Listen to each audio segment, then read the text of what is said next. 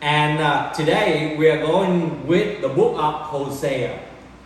In the series of the minor prophets, we have about 12 books, including Hosea, Joel, Amos, Obadiah, Jonah, Micah, Nahum, Habakkuk, Zephaniah, Haggai, Zechariah, and Malachi.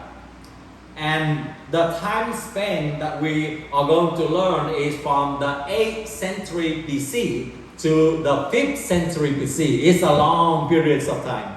And we hope that we can also not only study about the Bible and the lesson that we learn, but at the same time we are also going to see some of the historical events that took place during the time of the 12 books of the 12 prophets.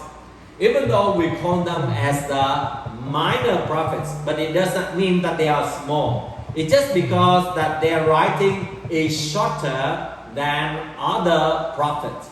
And that's why we put them together and we call as the minor prophets, because their writing is a lot shorter than other book of prophecy or the prophetic books. And we are going to see that during this century, from the 8th century to the 5th century, we are going to see the Israel and the Judah, they face a lot of idolatry, injustice, political decline, and even exiles. And eventually, the promise of God for their restoration. So today when we talk about the book of Hosea, or we talk about prophets Hosea, he lived between 555 BC to 715 BC. From 755 BC to 715 BC in the northern kingdom of Israel.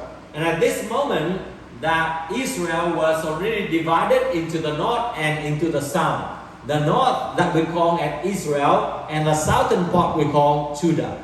So he lived at the time with many other kings, and he served throughout many different kings. And his name means, Hosea, means salvation.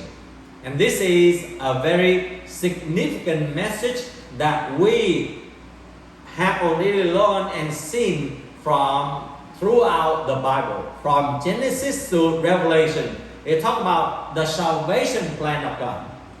And prophet Hosea was the prophet to the northern kingdom of Israel